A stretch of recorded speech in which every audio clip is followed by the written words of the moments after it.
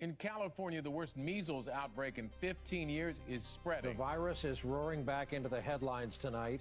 An outbreak somehow traced to someone who had probably caught measles abroad visited Disneyland and may have sneezed. Measles on the march in America. This outbreak is showing no signs of letting up. There are already more cases this year than there were. The number tripled to 644 measles cases reported in 27 states. And I mean, is this all basically because of the anti-vaccination movement, because parents aren't vaccinating their kids? Yeah, you know, I think so. A bill that would ban exemptions from childhood vaccines is advancing through the California legislature. We are authoring legislation that will abolish the personal belief exemption. I think you're starting to see why it is that mandates are so important. There has been some inaccurate information circulating about vaccines, mostly stemming from a British study linking vaccines to autism. We still continue to hear that vaccine caused autism, even though that's been debunked. Repeatedly and thoroughly debunked. You may have heard vaccination causes autism in 1 out of 110 children. Fuck that. Total bullshit. It doesn't. The bill requiring children to be vaccinated has passed with bipartisan support. Every child must meet immunization standards before joining public schools, private schools, and daycares. I would strongly encourage everybody, look at the science, look at the facts. CDC, the Center for Disease Control, can give you good information. Get your children vaccinated.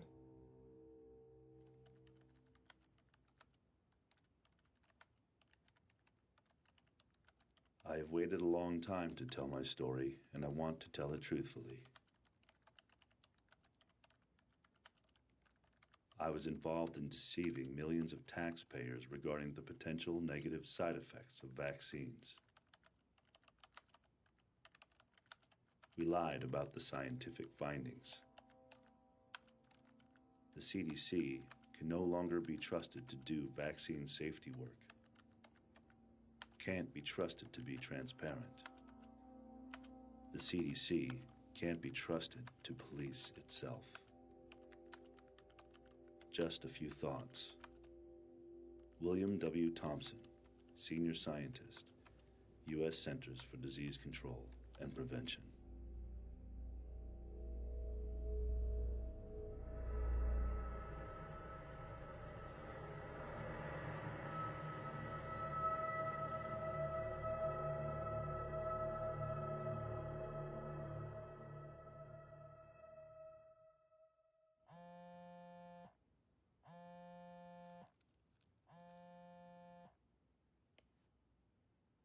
Hello?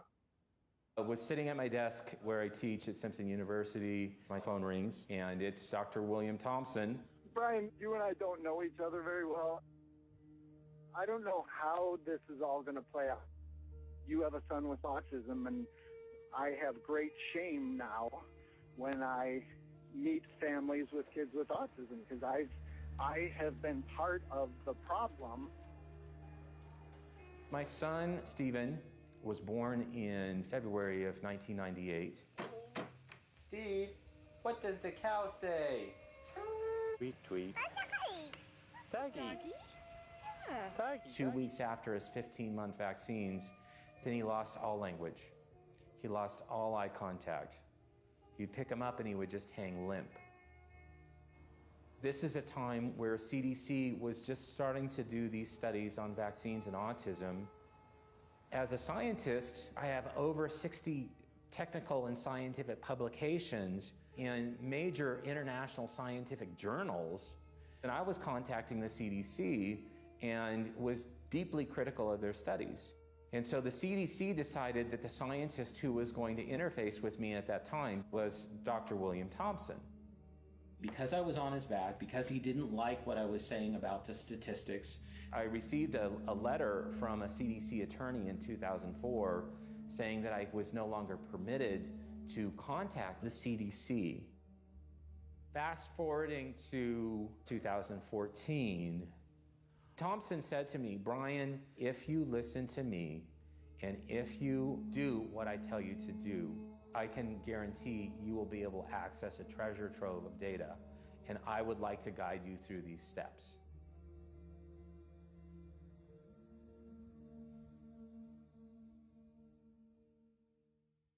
So I want to be a resource. I want to be valuable to you. I want you to have someone in the system.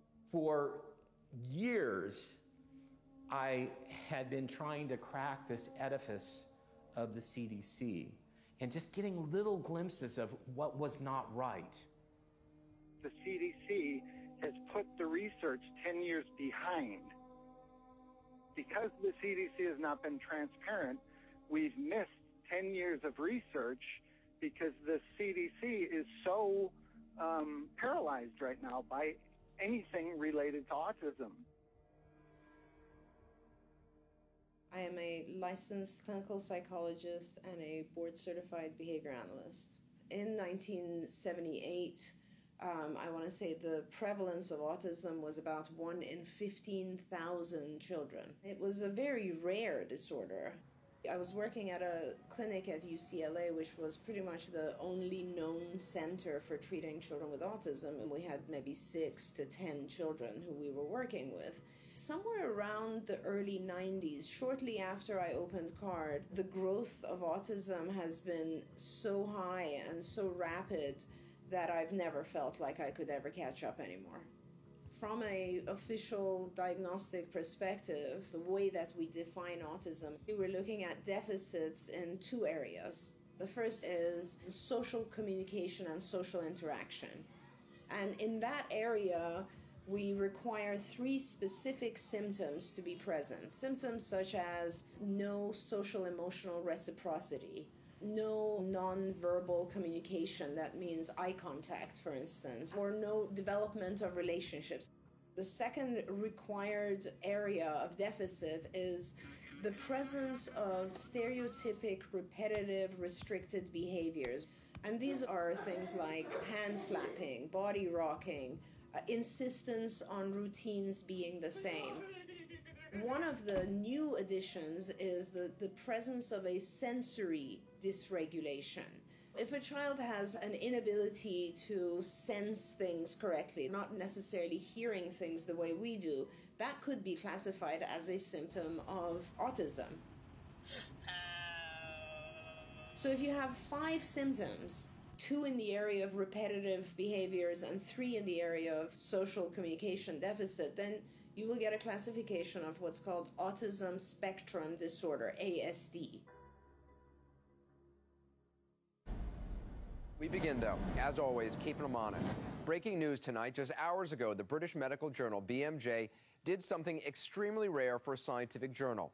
It accused a researcher, Andrew Wakefield, of outright fraud. I got a call on the 19th of May 1995 from a mother telling me the story of her child, his regression into autism following a vaccine. And I said, how can I help you? I know nothing about autism. You've come through to the wrong number. And she said, no, doctor, my child has terrible gastrointestinal issues and no one will take them seriously. I was an academic gastroenterologist doing research with a particular interest in Crohn's disease and ulcerative colitis, inflammatory bowel disease. I knew nothing whatsoever about autism. When I was at medical school, it was so rare, we weren't taught about it.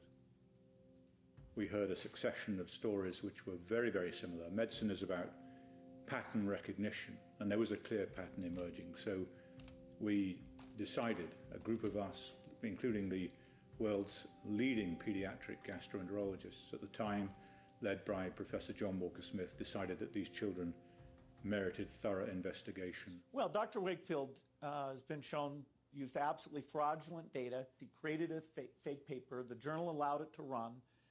All the other studies were done, showed no connection whatsoever, again and again and again. So it's an absolute lie that has killed thousands of kids. And what we discovered and reported for the first time was this link between what appeared to be a novel type of intestinal inflammation and autistic regression in previously developmentally normal children. And among those, the majority had regressed into autism according to their parents following the measles, mumps, rubella vaccine.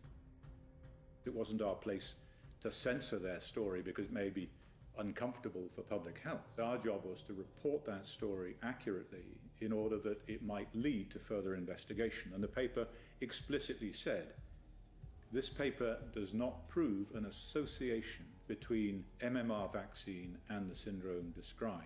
More work is needed to resolve this issue. That was the conclusion of the paper.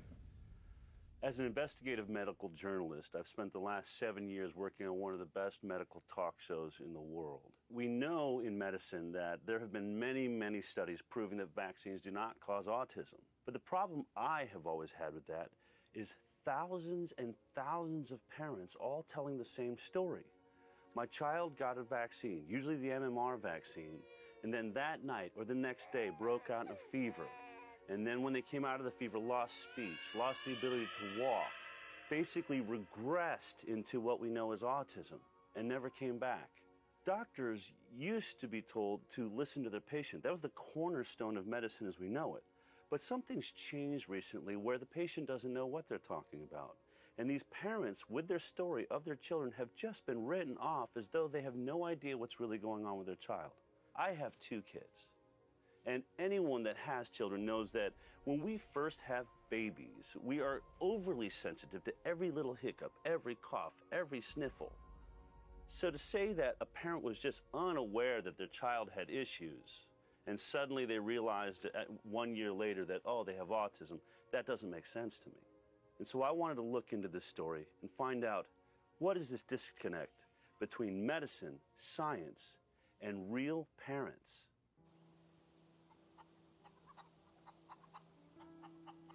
I couldn't wait to be a mum.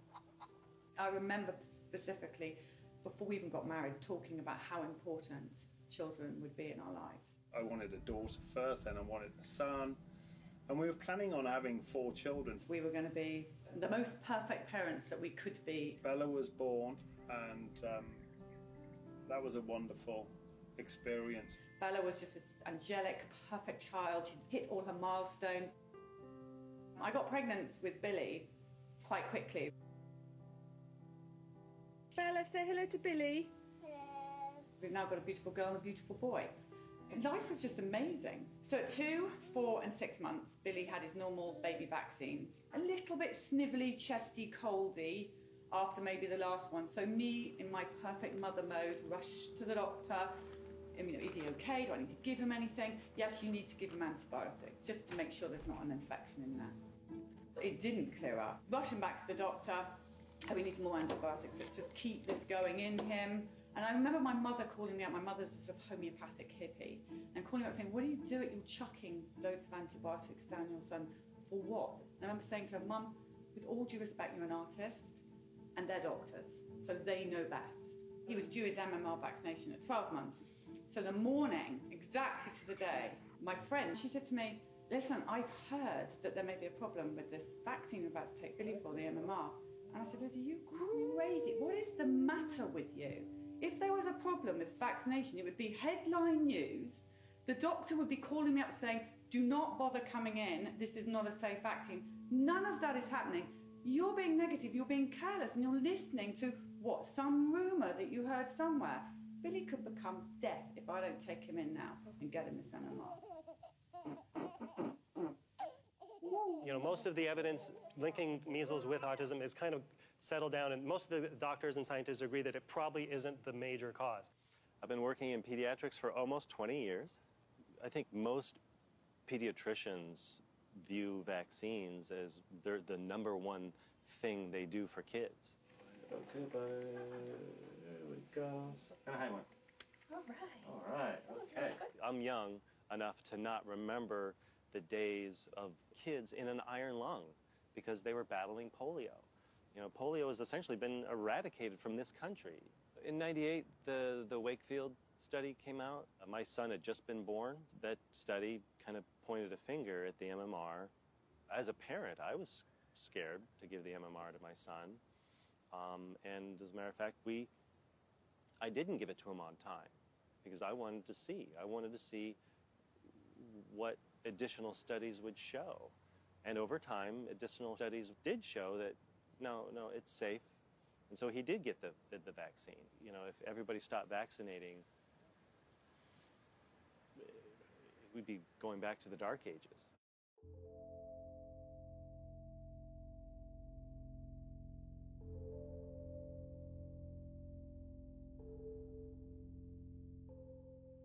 When a CDC scientist who'd been there at that time 17 years tells you this is how you access data, it didn't take me very long to realize, oh, I better do what he says because he knows what he's talking about. I just want to tell you one thing. Right now, I'm sitting in a very pretty position in terms of providing you a lot of information. He asked me, what data sets are you going to request? And I said, well, I'm going to request 2 of the studies that you've done on thimerosal, the mercury-containing preservative that's used in some of the vaccines. And he said, well, that's fine, but I want you to request the MMR data set first. And this is the study by Frank DiStefano and his colleagues in 2004. It was the one study where we could end up creating a mess while the CDC tried to sort out something they couldn't understand. The day Billy got the MMR was a living nightmare. It was the worst day of my life, to be honest with you. I came in and I saw him lying in his cot, listless. He started this uncontrollable shaking. Imagine coming out of a frozen pond. His eyes were doing this and he was shaking like this. And I remember she grasped him and held him really tight to her chest. There's immediate fear in John and there's immediate, Mummy, this is not going to happen. Well, I don't know what is wrong with you, but this is not going to happen. And we get to hospital, we rush him in, doctors are coming in and looking at him, and that's when they said, he's had a reaction, he's had a seizure, this is normal, this is common for many, many children who have this vaccination. It's absolutely okay. He's going to be fine. Nobody ever told me that there would be any side effect to any of the vaccinations my children had.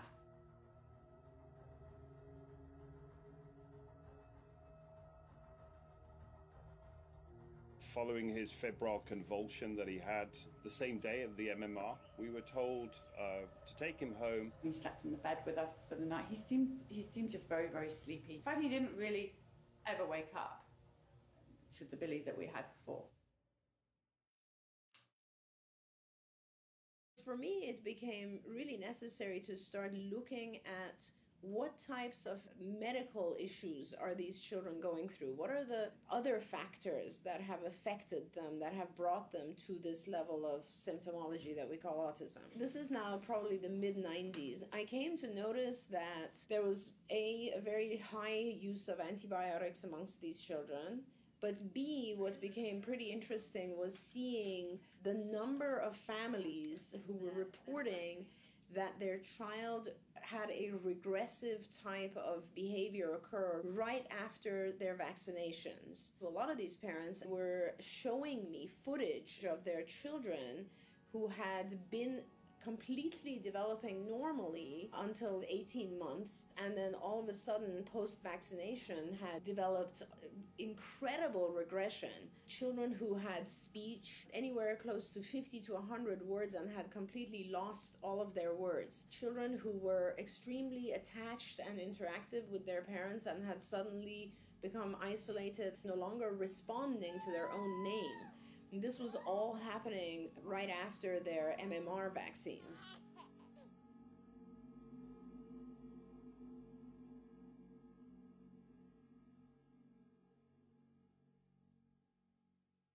My oldest son, Ian, was born normal, developing normally. He was this beautiful boy, and we ended up at our 12-month visit, which is his 1 year, and they gave him multiple vaccines at once.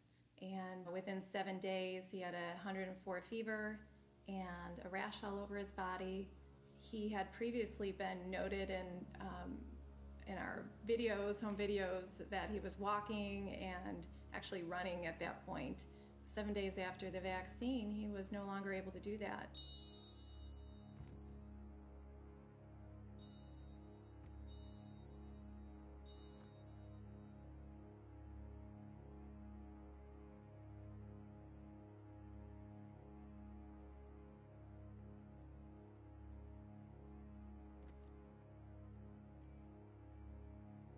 He was falling down.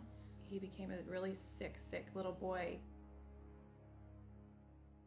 So the question for those of us investigating autism is age of exposure to MMR a risk for autism? And in order to understand why that might be, you have to understand something of the history of MMR vaccine. In 1987, there was an MMR vaccine that was being used in Canada, produced by SmithKline Beecham. And that vaccine caused meningitis. It was recognized quickly, and that vaccine was withdrawn in Canada. However, in the same month that it was withdrawn in Ontario, it was licensed in the UK. The name was simply changed from Trivirix to Pluzirix.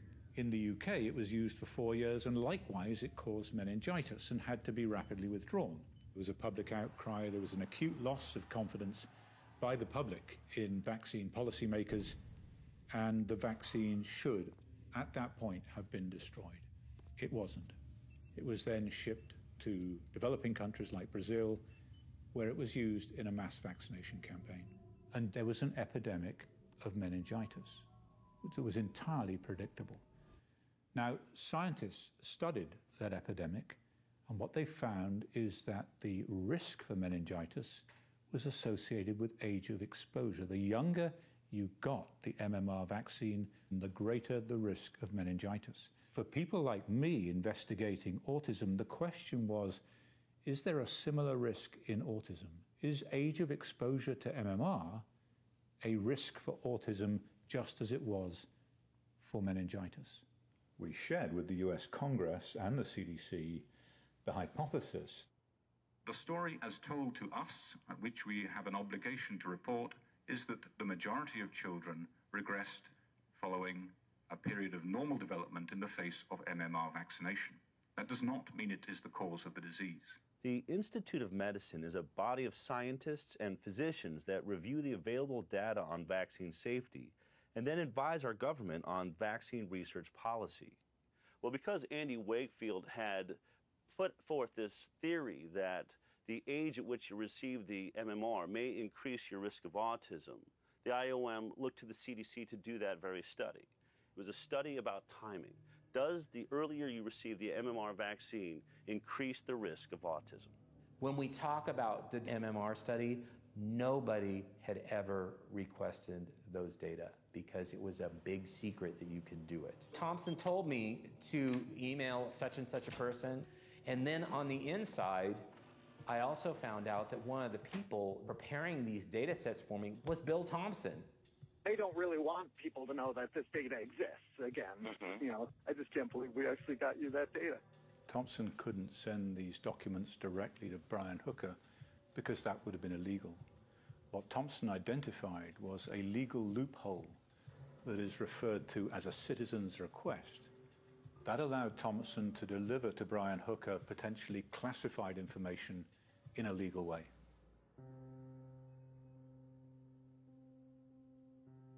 You get checked in England with your babies at certain times, by health visitors. So at 9 months, Billy had his full-blown check, and it says no parental concerns, baby laughing, babbling, talking. So we passed that with flying colours. 18 months is when they next come in. And by this time, we know there's something seriously wrong with Billy.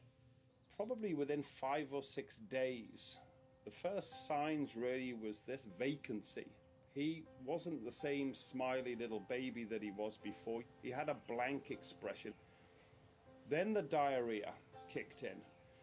His tummy started to get bigger and bigger, bloated, rock hard bloated tummy. He would start to walk on tiptoes.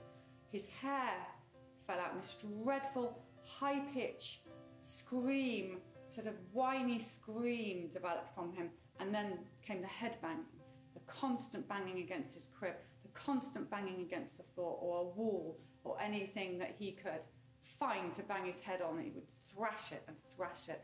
John and I would lie in bed at night just listening to this thud, thud, thud. Thud. There's nothing. He's now not even noticing his sister who he used to play with. John comes through the front door after work. No recognition that we were his parents or this child even belonged to us. Nothing, nothing, gone.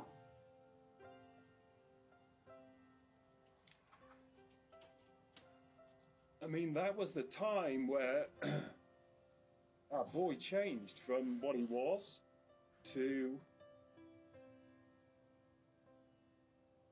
a real tragic, tragic case of a child who regressed into this autistic state and lost everything. Lost everything.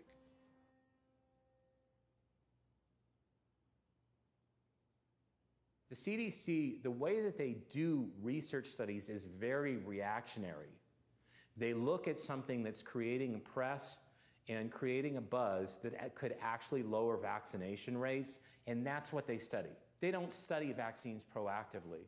So if Andy had never done his original study, gotten that published in the Lancet, would have never created the uproar that rightfully it should have created, then the CDC would have never studied this.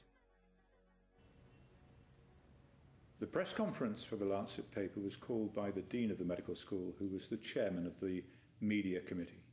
The temporal association between MMR and autism was initially made in the United States. I had done an extensive research into measles vaccine safety and MMR vaccine safety in the pre-licensing phase. In other words, what safety studies had been done before these vaccines were put onto the market and into children. A 250-page report was compiled by me showing that the vaccine safety studies for MMR in particular were lamentable. They were lamentable. There are many, many assumptions had been made about the safety of this vaccine, and there had been problems which had been airbrushed. So I wrote to my colleagues and the Dean, and I said, going forward, there are going to be questions about what parents should do next. I cannot, in due conscience, support the continued use of the MMR vaccine, having done this research. I said I will continue to vigorously support the use of the single vaccine, but can no longer support the use of the triple MMR vaccine. So the Dean, as chairman of that committee, had three choices. He could have not had a press conference. He could have banned me from the press conference.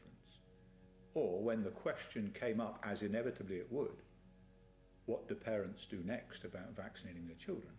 He knew what my response would be. He could deflect the question to someone else. When the question came up on the day, he directed it straight to me. To assure you, we are not at all somehow exception to the need for measles vaccination, but we are all legal. That is extremely important. All I recommended at that press conference was that parents opt for the use of the single vaccines, single measles, single mumps, single rubella, until the issue had been resolved scientifically. What happened when I made that recommendation? Unilateral decisions were made by the government in the UK to withdraw the importation license for the single vaccines, Merck opting in the US to cease the production of the single vaccines, giving parents no option. I said to a senior representative of the Department of Health, why, if your objective is to protect children against serious infectious disease, why would you take away the option of how parents do that? And she said, because if we allowed parents the choice of single vaccines, it would destroy our MMR program. In other words, the concern was for the protection of the program over and above the protection of children. No one's career has ever been advanced in the medical industrial complex by being outwardly and openly critical of the vaccine industry. I'm Mark Blaxel, father of a daughter diagnosed with autism back in 1998. I've written 2 books that have come out of the autism movement, have been projected into autism advocacy ever since. Michaela was born typical, everything was fine, was developing normally through her first birthday. We have vivid memories of early language, joint attention, lots of play. She was adorable, beautiful, cute. And then somewhere in the months after, she began to slip away and she lost language and she began to retreat into a world of her own. And at 2 years, 9 months, we got a formal diagnosis of full syndrome autism. It was a hopeless, pessimistic future that was laid out in front of us. She was going to be disabled for the rest of her life, likely to be non-vocal in an institution, and that the best thing we could do was to accept the inevitable. Part of the story we heard from the Harvard experts was autism was genetic. It was low and relatively constant prevalence. The more I learned, the more clear it was that that whole orthodox view was false, completely false. Revolutions only happen in science when there is an anomaly that the old orthodoxy can't explain. With autism, the anomaly was the explosion in cases, which meant that what people were trying to describe as a genetic, neurologically based condition couldn't be genetic. It could only be environmental. It could only be some set of things that had happened to children. And you had to ask the question, what might it have been? One of my personal training clients was the director of programs for LWT, London Weekend Television. And this guy said, why don't you do a program, and people out there there may be someone out there with this condition. He said, this is going to be an unbelievable story. So we've got nothing to lose. Right now, this child is either going to kill himself because he's going to smash his head to pieces, or we are going to go insane because everybody here is miserable. And that program was aired, and we received 250,000 email hits. Computers were kind of new then, the whole internet computer thing. Ours crashed. We'd set up a Billy Tommy website just in case one person might be able to help us. Crashed. The television station's computers crashed. They had never seen anything like this before. The parents had exactly the same story as us. Antibiotics, some with chickenpox, a lot. Vaccine, bang, the symptoms are all the same. The diarrhea, the constipation, the high-pitch scream, the banging of the head. We've all lived through it. It's the same story. And it was Polly's idea to put all of this stuff together in a magazine called Autism File. Let's all ask the questions and maybe someone can help. These questions from these parents were not being answered by the doctors that they went to see. They came to us out of desperation, and we had 45,000 subscribers within 4 months. When I originally got the MMR autism data, I came up with my own analysis plan, and I stepped through logically and systematically how the data should have been approached. I looked first of all at males versus females. Then I looked at black males. The relative risk of them receiving an autism diagnosis was astronomical, and it was highly statistically significant. I really had to scratch my head and say, I know nothing about the MMR vaccine. And so that's when I originally called Andy. Wow. Really? After everything that had happened, everything we'd all been through, everything that the families had suffered for the last 15 years, and the CDC had known all along there was this MMR autism risk. As I started to divulge more of the conversations, then I think it really hit him that this was a major crack in the wall of the CDC. The first thing that Thompson did was to plot a graph of percentage of children vaccinated against age at first MMR vaccination.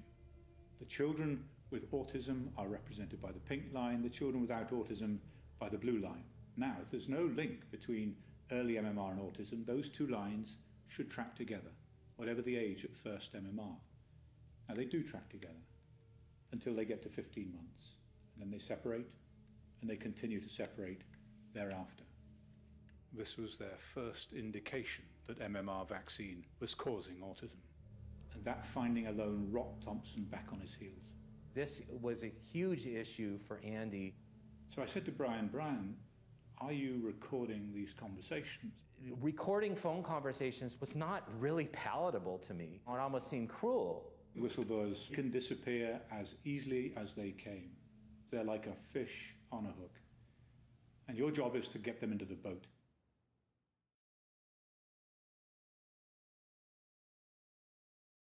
Temple walked at 12 months, so he had been walking for an entire month before we went in for the next set of vaccinations. The minute we walked into the pediatric office, Lou, his twin, she's screaming her head off. I mean, she knows what's going on. She doesn't want the doctor touching her. I look up, and there she's got the shots lined up. 3 for him, 3 for her. By the second shot, Lucinda had flipped herself over, so I had to stop looking at what I was doing, unstrap her, get her out. Well, the minute I get her out and I calm her down a little bit and I look over, he's screaming. I look at the shots, and I notice that one of hers was gone. There are only 2 shots left for her. And I asked the nurse practitioner, I said, what happened to that other shot? She says, oh my goodness, I gave it to him. I said, which one was it? She said, it was the other MMR. I said, call the doctor. This baby is screaming his head off. You've given him an extra shot. I don't know what the effects of that's going to be. We're leaving. And I left. So she never got her shots. I go home. This baby cried. I put him down on his little blanket. He starts banging his head on the floor. The next morning, I go in his room, and he's staring in the space, and he's looking around like this, as if, he's a bit paralyzed. Not the baby who was always doing this every morning and smiling for me to get him out of bed. And I pick him up, and he does this. And I said, what has happened to my baby? So I call the clinic, and I said, I think my child's had adverse reaction to those shots yesterday. She says, no. I'm waiting for a representative from Merck. I don't think it was a reaction to that.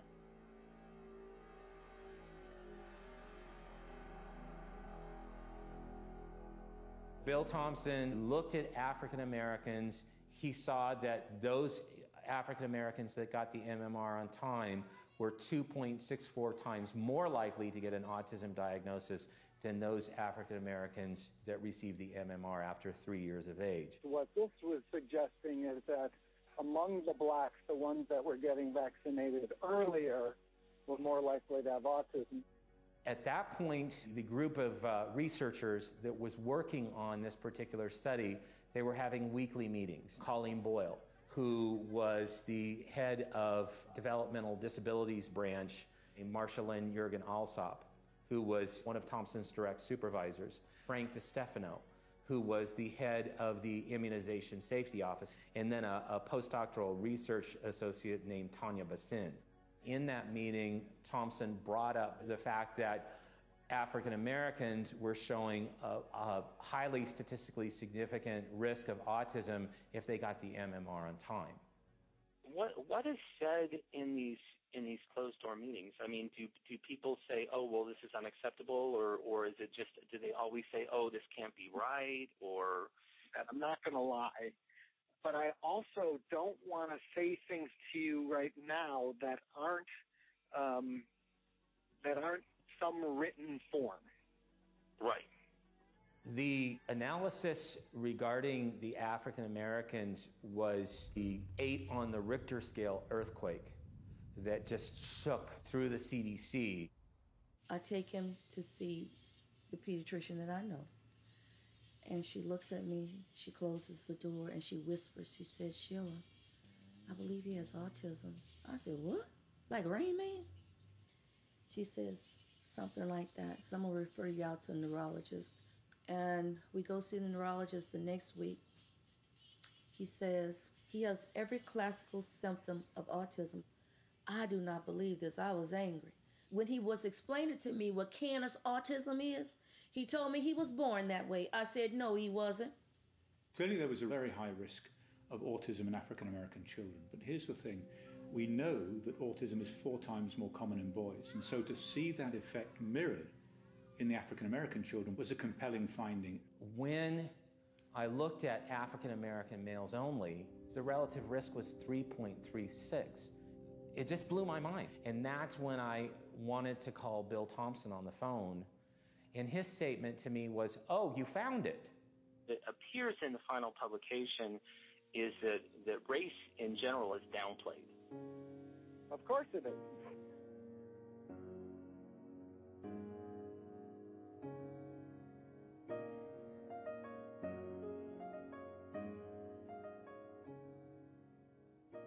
Temple's twin is amazing. She is fluent in 3 languages. She speaks French like a native. She is an A student. She plays classical piano. With all of the guilt that I feel from that day, one of the best decisions I made for her was to walk out of that office without her being vaccinated. At the end of this journey, I don't want to be one of those mothers standing there saying what I wish I would have, could have, should have done. I want to be able to say, I gave it everything that I had. I gave it my best shot. His twin is going into the 11th grade. And for someone who still can't manage to cross the street, now am I grateful he's here? You bet. I'm grateful my son lived. And I was so naive that he would live a fulfilling life. He would end up being a happy man, having a family. It's my dreams for him. And every year that goes by, the older my son gets, the further that dream seems to be. All about vaccines! So what do vaccines do? Vaccines build up your immune system and make you stronger to fight off disease. Are vaccines safe? Yes, studies involving millions of children have shown no connection between vaccines and autism. Stick to the schedule. The CDC's own vaccine schedule, which we are required to adhere to as parents in America, recommends that our children get the MMR between 12 and 18 months. But in this hidden data provided to us by William Thompson, it is clear that for African Americans, this is actually the most dangerous time to deliver the MMR. The CDC, in my opinion, is one of it's where I go to if I need information about an infectious disease. I probably either go on their website or open one of their reference books every day. That building is filled with a lot of scientists that are smarter than me.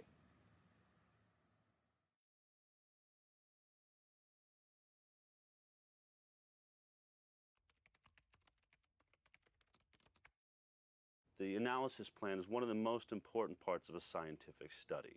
It's the laws or the rules by which the scientist will adhere to while doing the study. And this analysis plan is put together by the scientists themselves. Sometimes their superiors weigh in. But once they've locked that analysis plan, they've said this is how we're going to use the data. And you can't deviate from that analysis plan, or you're at risk of fraud, scientific fraud. Did they deviate from the analysis plan after seeing something that they didn't like? If they did, we have a real problem. Thompson not only played a major role in developing the analysis plan, he was the numbers guy. He was responsible for collecting the data, analyzing the data, and presenting the results. And by November 2001, the results were in. Now with the MMR autism one, we had an analysis plan that we were supposed to execute as was written. And, I'm going to be sharing these draft analysis plans that we had, and you can see whether we did what we said we're going to do. That analysis plan had been agreed upon not only by the co-authors, but also CDC superiors. In order to conceal the effect of the MMR, what they had to do was to reduce the number of children in the study in order to reduce what is referred to as the statistical power. That is, the ability of the study to detect a difference if one genuinely exists. In the analysis plan, they had agreed to use 2 sources of information. The first was the children's school records, and the second was the children's Georgia birth certificate records. So while every child in the study had a school record, only half of the children in the study had a Georgia birth certificate record because the other half had been born in other states.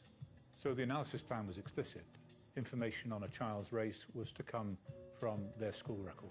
But when confronted by data that revealed an increased risk of autism in African American children, so they deviated from their analysis plan. They chose to get the race data not from the school record, but from the Georgia birth certificate record.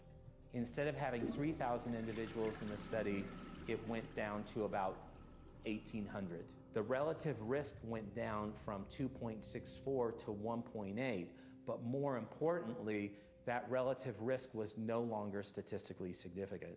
I now ask you to step forward to receive your prize from the hands of His Majesty the King.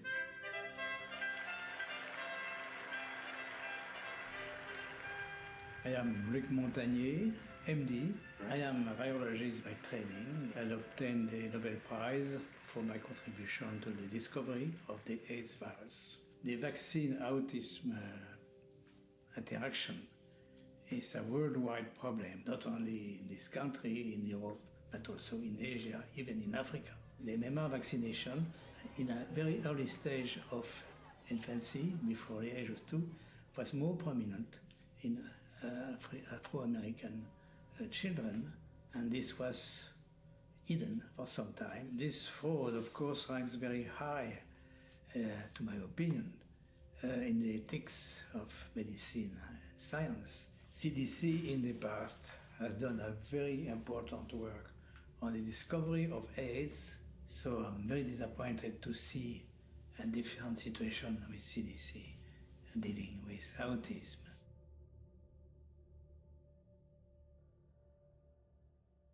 Shortly after Julie Gerberding became head of the CDC, I began to communicate with her and ask her to come to my office. There didn't seem to be objective research going on. There was the CDC trying to promote vaccination for children, and then they were doing the safety research themselves. In CDC's judgment, the best public policy is to continue vaccination unchanged while aggressively working to try to identify causes of developmental disabilities. The CDC, I just thought, was institutionally conflicted.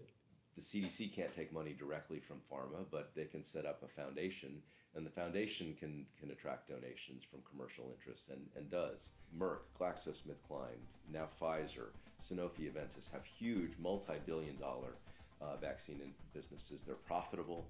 They've grown because some of these new high-tech vaccines that are patented, that are high-priced, get protected by this little cocoon of regulatory capture in HHS, and are guaranteed multi-billion-dollar franchises.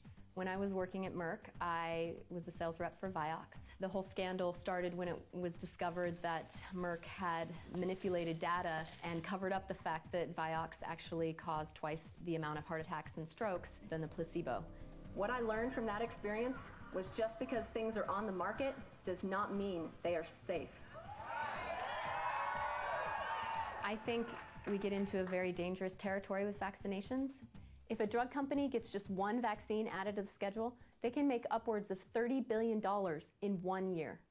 It's no secret. I think they've published their intention, which is they want to create an environment of constant vaccination from cradle to grave. They want infant vaccines and expanded flu shots, DTaP boosters, Gardasil shots, meningococcal shots. They want adult vaccines. They want you and me to come in and get a constant barrage of shots. And then they want vaccines for the elderly. We have a highly profitable product because the safety testing isn't as rigorous as a normal pharmaceutical drug. The gold standard is double-blind, placebo-based, long-term study. And that just isn't done with vaccines because they're classified in a different way as a public health measure. And they haven't been tested in combination with other vaccines. Yet doctors give 6 to 9 doses per visit. It's insane. If pharmaceutical drug was tested like this, it wouldn't be on the market. But because it's a vaccine and the safety testing is less rigorous, our children are being experimented on. I don't like to look at autism from a behavioral perspective. I look at it from more of a what causes it in each child.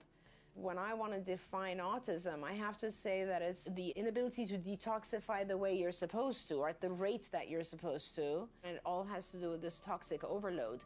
These children are not detoxifying from the vaccinations. Same thing with GMO products. The pesticides in our food, if I can prevent the child from being exposed to more toxins, then when I'm teaching the child, at least the child's getting better and not continuously getting worse. Without a doubt, what's happened to Billy has changed his life.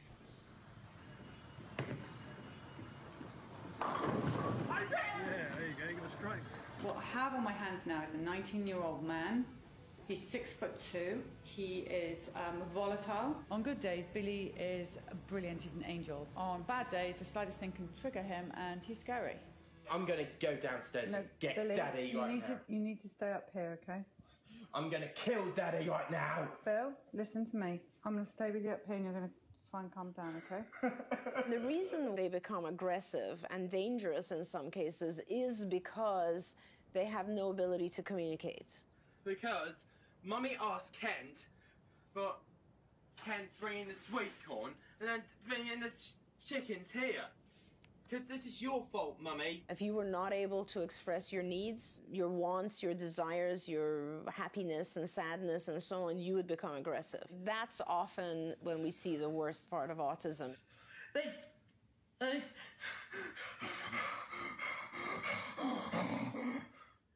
We had to occupy his room and use his video player.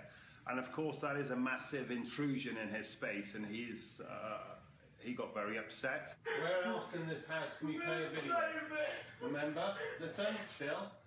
Push the stress level, Billy. It's level down! Bill, don't touch Danny. Out there, there's millions of me's. There's millions of polytomies with vaccine-damaged children. I am telling you this because I do not want you to live the life that I've led. I do not want you to go through the pain. I do not want to see you suffer or your family suffer. That is why I'm telling you. I have no other reason to tell you about it. It's not my concern. My kid's already damaged.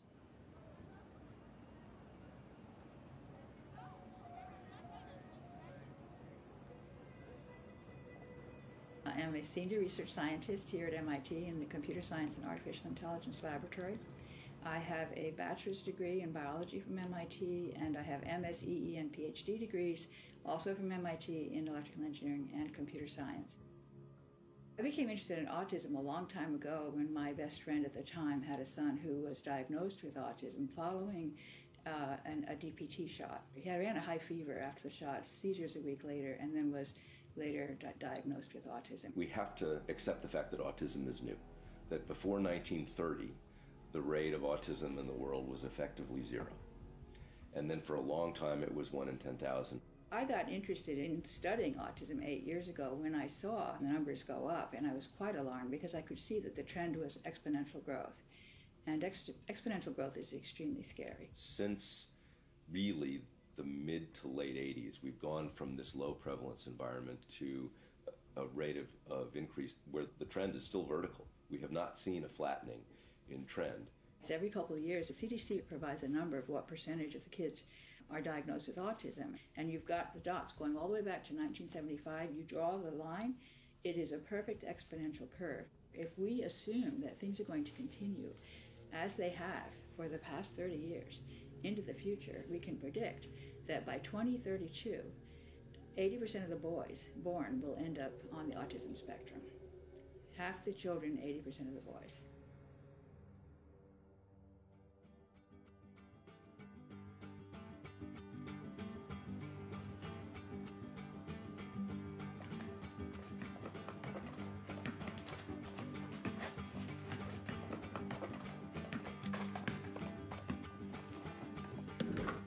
If you think this vaccine is only a problem for African American kids like me, you're wrong. There's an even bigger problem, one that puts all kids at risk, and it's called isolated autism.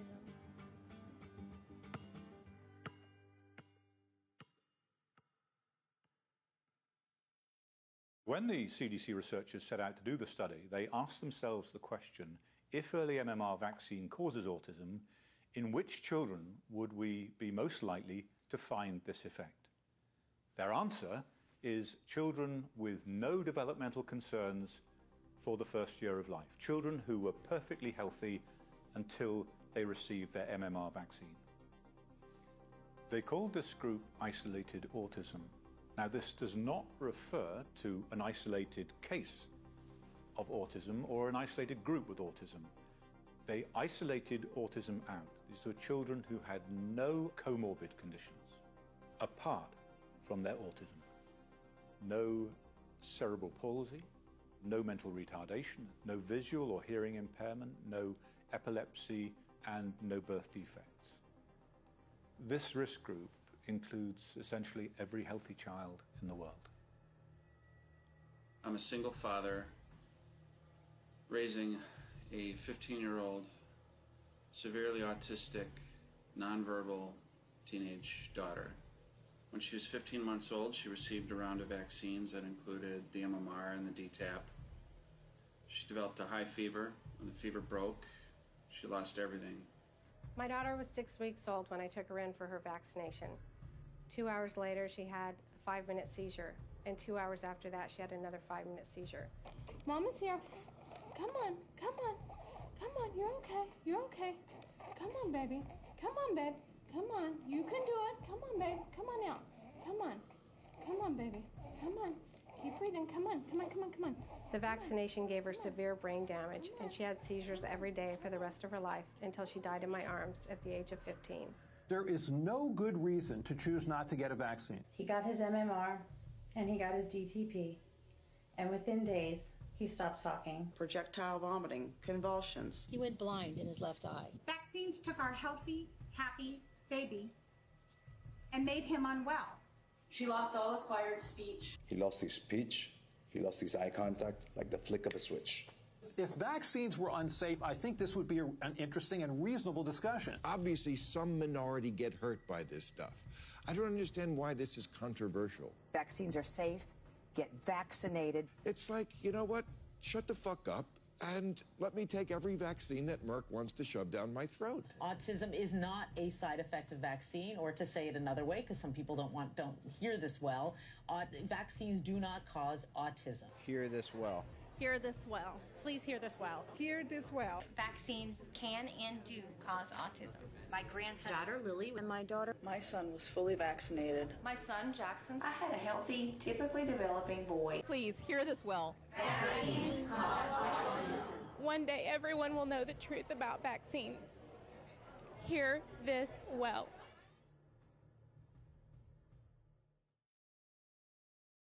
I actually think the most interesting results are the elevated ones for the isolated, ones that don't have other comorbid conditions. The effect is where you would think it would happen. In isolated autism, he saw a very, very strong effect specific to those kids that got the MMR on time. When Bill Thompson ran those numbers, he saw an astronomical effect. Some of the numbers were actually, the relative risks were as high as 7 or 8 times higher with these kids that were diagnosed with just isolated autism, no other diagnosis, versus those controls. Isolated autism is confusing because it sounds small, but it really is a big problem. Because all healthy children, no matter what race, are at risk. For example, my sister's 18 months old and she's supposed to get her MMR shot right now.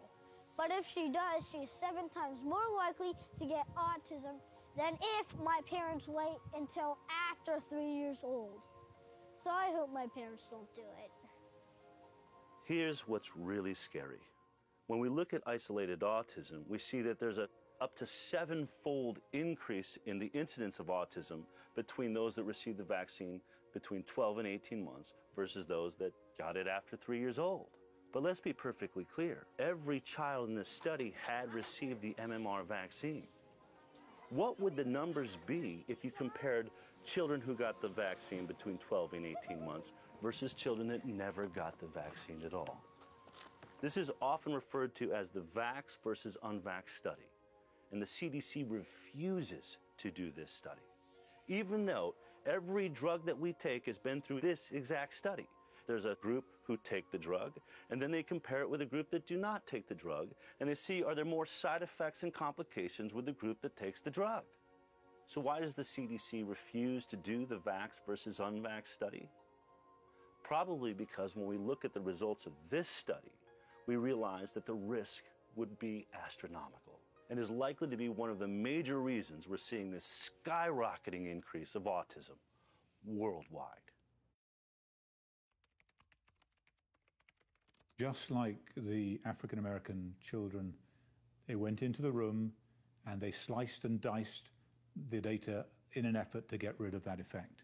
This is Colleen Boyle's meeting notes, how they plan to present the data by these age groups. That after the fact, when the data are in, she writes reformat. And then she puts in new age groups. Even this failed to achieve the desired effect, since in the end they simply omitted the relevant findings from the paper altogether. I was just looking at that, I'm like, oh my God, I cannot believe we did what we did. But we did. Yeah.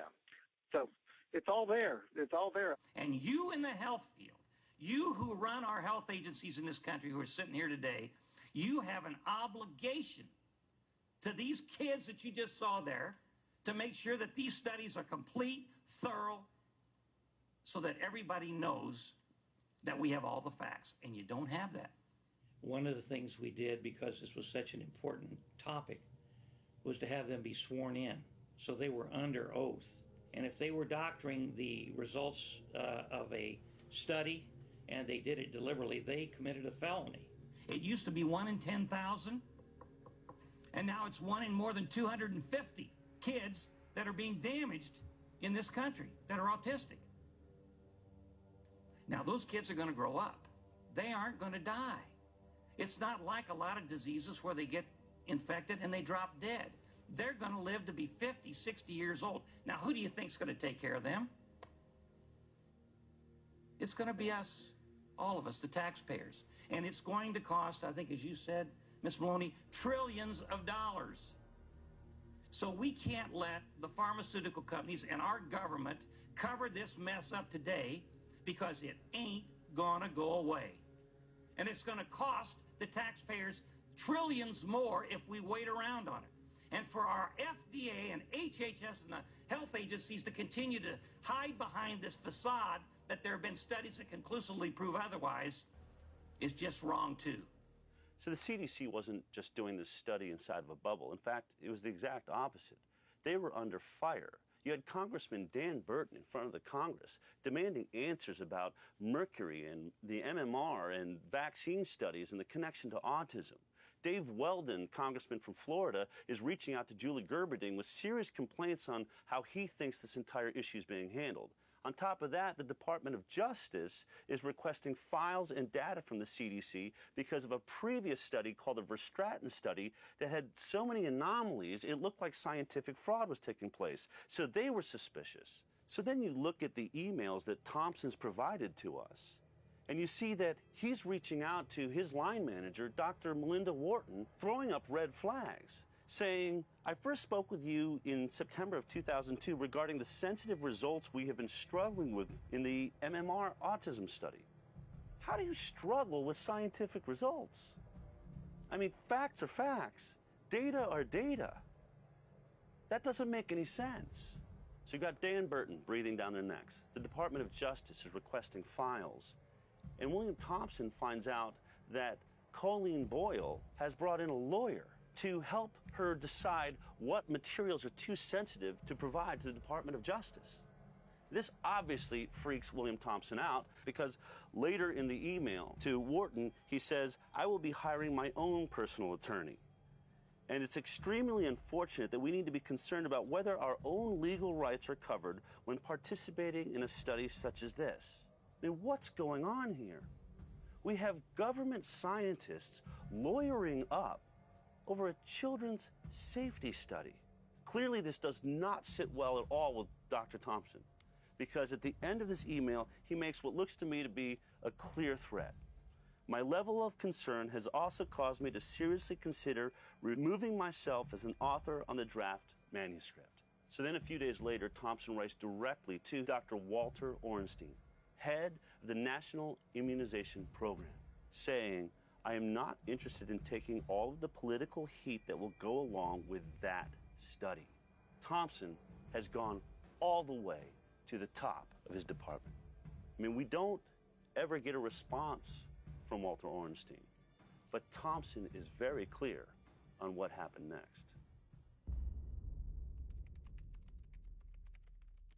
The higher-ups wanted to do certain things, and I went along with it.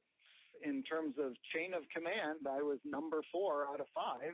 Dr. Thompson talked about destruction of documents, and that in fall of 2002, There was a meeting with the trash can rolled in, and they selected documents to be destroyed.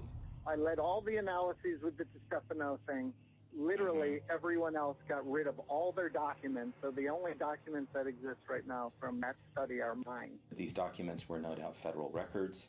They were very important documents because they showed a very strong statistically significant effect. He felt that, quite rightly, it would be illegal to destroy those documents, and so in his office he kept not only the hard copies, but the computerized files for that study.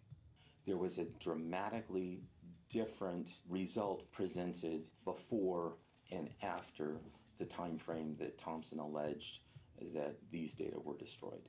If I never had the documents before October 2002, there would be nothing that would show that they actually had the results in hand and they decided to destroy those results. I filed a formal complaint to the Office of Research Integrity in the Department of Health and Human Services. I heard back not long after the complaint was filed, and the letter basically stated that every co-author except for Dr. Thompson denied that any such meeting was scheduled. They denied that any material was destroyed or thrown away. They were calling Dr. Thompson a liar. It was their word against his. Dr. Thompson predicted that this would happen. There's things I haven't even shared with you because I can't prove it. And that's what I struggle with. I don't want to share things with you that I can't prove, that there aren't hard records, because I am worried that the other 4 people will collude and say, no, that's not true. Dr. Thompson provided meeting notes to me for precisely the time where the co-authors are claiming that no meeting took place. That's what I keep seeing again and again and again, where these senior people just do completely unethical, vile things, and no one holds them accountable. So look, once you have the data, a scientific study like this is a relatively simple process. You just run the data, you get the results, and then you publish those results in a paper. In their own analysis plan, this study was only supposed to take 6 months, from May 2001 to December 2001. So if they weren't destroying data, why did this study end up taking 4 years? The question everybody needs to be asking the CDC is what the heck happened between October 2002 and February of 2004? The reason you don't see anything else circulating on the study, it was 5 of us behind closed doors for 2 years. Wow. So after 2 years of secret meetings behind closed doors, DiStefano emerges with the final draft of the MMR study, and they're going to present it to the Institute of Medicine.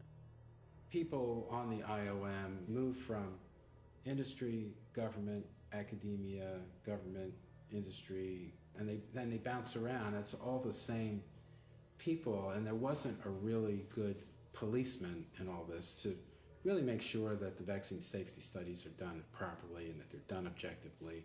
It just didn't seem to me like we were running a system that was credible.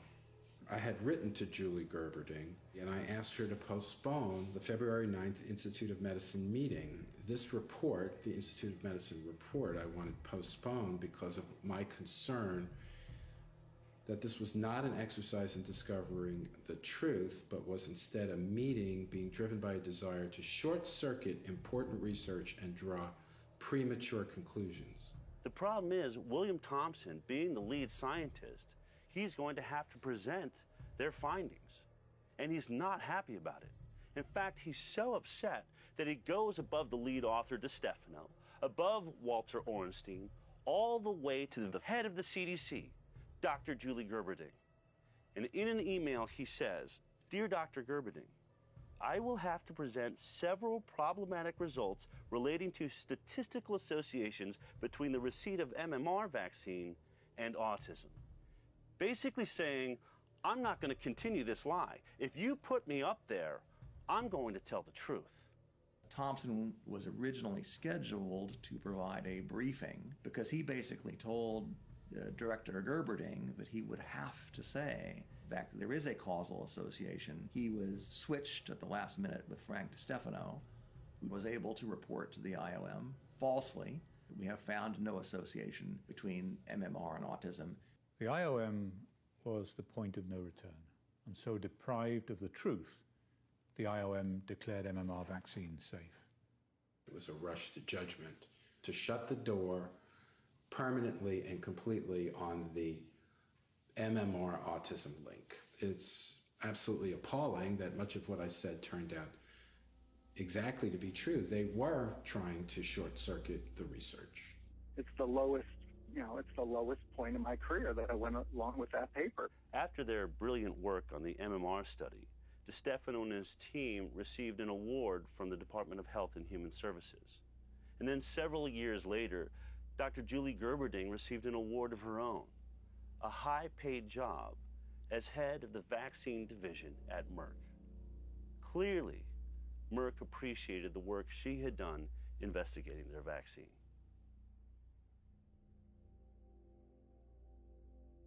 Just to let you know, I wrote a paper on my results on MMR. Yeah. And it will include something that I got from you. Brian was about to publish a paper using data that could only have come from an inside source at the CDC, a whistleblower. And from that point forward, William Thompson was a marked man. Andy approached me and said, it's time to publicize the CDC whistleblower. Ironically, 12 years later, while Thompson is bearing his soul to Brian Hooker, in front of Congress, Colleen Boyle is just peddling the same old CDC fraud. But this time it's to a new player, and that's Congressman Bill Posey from Florida. I wonder if the CDC has conducted or facilitated a study comparing vaccinated children with unvaccinated children yet. Have you done that? We have actually done a number of studies looking at the relationship between thimerosal vaccines and autism and other developmental disabilities. The lies from the CDC were still the same. The difference now is we had William Thompson. Vaccines and their components did not increase the risk for autism. My time's very limited here. So clearly, definitely, unequivocally, you have studied vaccinated versus unvaccinated. We have not studied vaccinated versus unvaccinated. Oh, that was, okay, never mind. Just stop there. That was the meaning of my question. You wasted 2 minutes of my time. Brian had also submitted a related paper to a journal called Nature Neuroscience, and in that paper, he had specifically referred to an unnamed source at the CDC. And my worst fears were realized when a journalist from Nature Neuroscience contacted the CDC, contacted Walter Orenstein. The message went on to Frank DeStefano, who sent it out to the co-authors saying, keep your heads down, this may be coming your way. The fear was all of a sudden we'd be dredging the river for Bill Thompson. So I said to him, Brian, we've got to do three things. We have got to get Thompson a whistleblower lawyer. We've got to make sure that his documents are with Posey, and we've got to reveal his name. Whistleblowers are in danger only as long as the only people who know their identity are their enemies. Do vaccines cause autism? In the last 30 years, the childhood vaccine schedule has tripled, while the U.S. autism rate has skyrocketed from 1 in 10,000 to 1 in 50. Dozens of published research papers show that, yes, vaccines and autism are linked. Yet the debate rages on, in part because of the 1986 National Childhood Vaccine Injury Act, passed by Congress as a result of pharmaceutical lobbying. It shields drug companies from liability for injuries and deaths caused by the vaccines they manufacture. Vaccines that the federal government admits are unavoidably unsafe. Instead of suing the pharmaceutical company directly, parents are forced to petition the Department of Health and Human Services, and if federal health officials oppose compensation, the case is argued before a special master in the U.S. Claims Court. Many refer to this as vaccine court. Here are some shocking facts about the so-called vaccine court. Pharmaceutical companies do not have to participate in the proceedings at all. Taxpayers pay for all damages. The U.S. Department of Justice acts as the government's lawyer, with taxpayers footing the bill for their defense.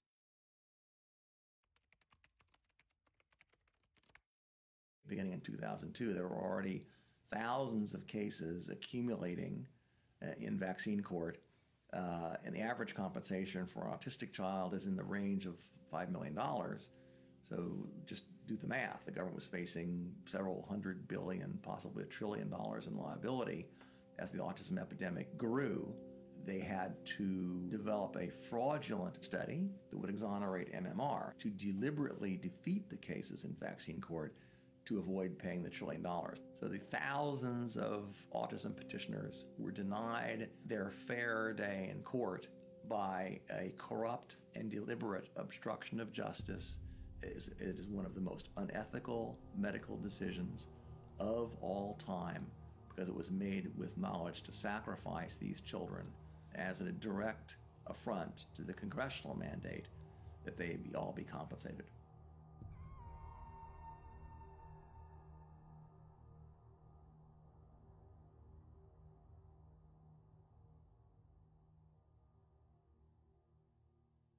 In the fall of last year, I got a call from an inside source who told me that in 2 weeks there's going to be a whistleblower from the CDC who's going to come out and say that the CDC had committed fraud on the MMR study and that they knew that vaccines were actually causing autism.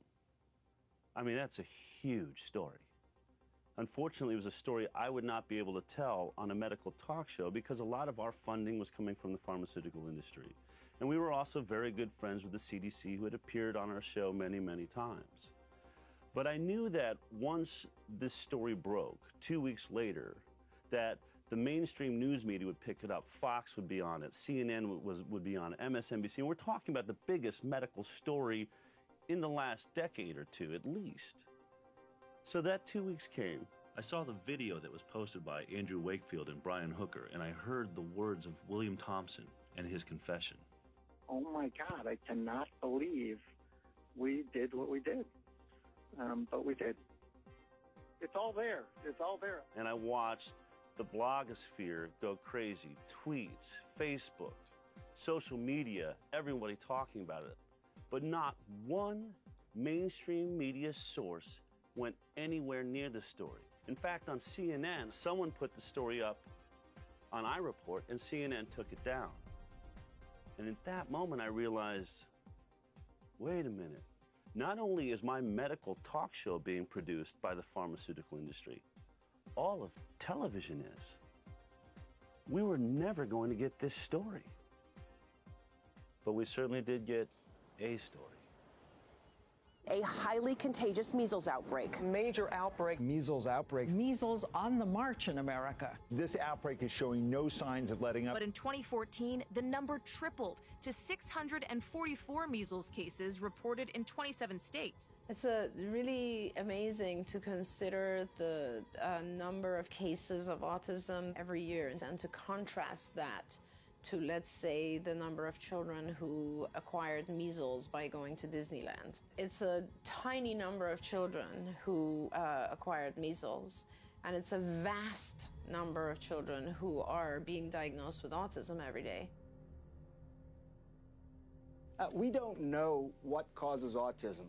I mean, that's fair to say. We're not sure as a scientific community what causes autism, but we know that vaccines do not.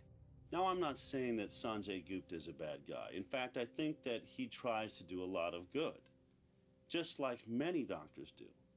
But if they're being lied to by the scientific body that provides them with their information, what happens to all of us? What happens if a good doctor sees the same data that I saw?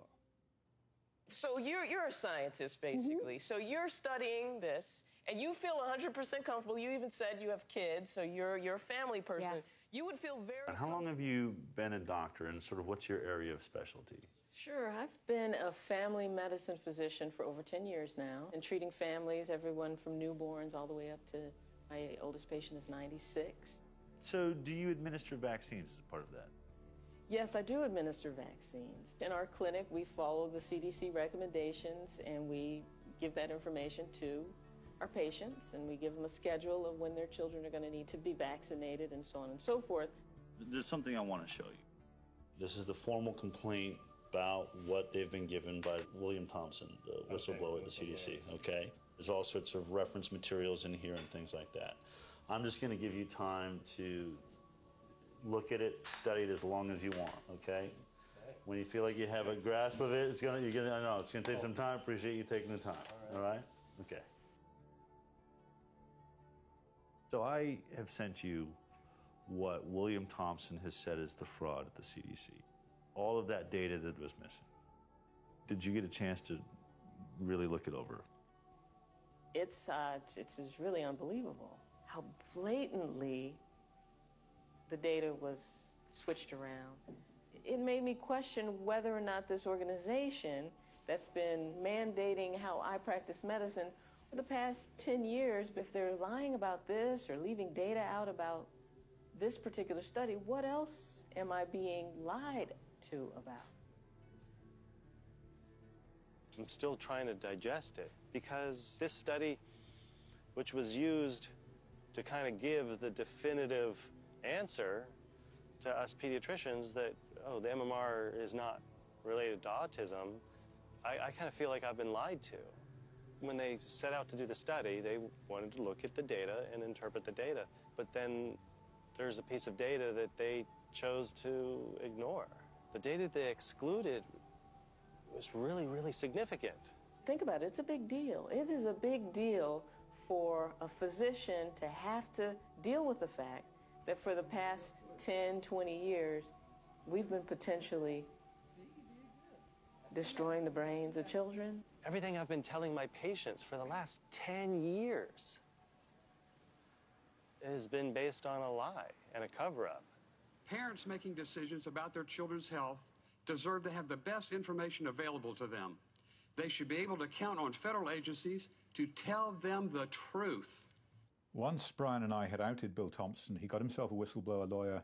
He provided all of his documents on the fraudulent CDC study to Congressman Posey, who then went before the Congress. Considering the nature of the whistleblower's documents, as well as the involvement of the CDC, a hearing and a thorough investigation is warranted. So I ask, Mr. Speaker, I beg, I implore my colleagues on the appropriations committees to please take such action. Thank you, Mr. Speaker. I yield back. It's now been 7 months since Congressman Bill Posey urged the Congress to subpoena Bill Thompson, and they have done nothing. Bill Thompson wants to be subpoenaed by Congress. As a CDC employee from the federal government, he cannot speak voluntarily because of the threat of jail time. Absolutely, William Thompson needs to go before Congress. He needs to go before the whole nation. Everybody needs to see what he has to say. He needs to be deposed in front of a committee in Congress, and Julie Gerberding has to be brought in and deposed, because this is a very, very, very disturbing revelation. For this researcher to come forward and be saying now that they were indeed deliberately concealing critical information about an MMR autism link, horrible, horrible development. Deviation from an analysis plan, omission of crucial data, destruction of documents, obstruction of justice, misleading the Congress, grievous harm to innocent children. This has to be investigated. You and I are in agreement. Vaccine safety should not be in the CDC. Absolutely. You would end up with an agency like the National Transportation Safety Board. The next thing they need to do is somebody needs to reintroduce the Weldon-Maloney bill.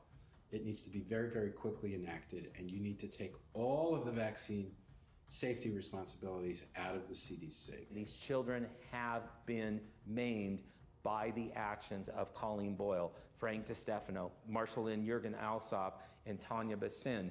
My son has been debilitated for 17 years. I think jail time is too good for these individuals who have perpetrated such fraud. The notion of vaccinating children, protecting children against serious infectious disease with vaccines that are safe and effective is laudable. You hear about measles outbreaks in Disneyland, and then they try and sell you MMR. We didn't see autism being reported as a consequence of the single vaccine, only of the triple vaccine. So my feeling is that we need to review vaccination policy across the board. But in the first instance, I do believe we can make the problem far less if we separate those vaccines out into their single measles, mumps, and rubella. I just cannot imagine what it will be like if we really do face a future in which half the children born end up on the autism spectrum. I mean, it will be so disruptive of the school system. There'll be so little money to be able to spend on the normal children to help them, to bring them up and to educate them. We're just going to have extremely sick children and parents that will be so distracted by the challenge of bringing up these children that are so sick that our society will not be able to focus on anything else. The implications of that for our country, for our competitiveness as a nation, for our economy are massive. They must know, and they do know, that there's a national emergency. I mean, this is going to be a complete catastrophe if we just let it happen. What will you say the next time a mother sitting there with her baby in their hands says, Dr. Rachel, is the MMR vaccine safe? I'm going to tell her. I'm going to say, you know, honestly, I'm not going to give the MMR vaccine to my babies, and here's why.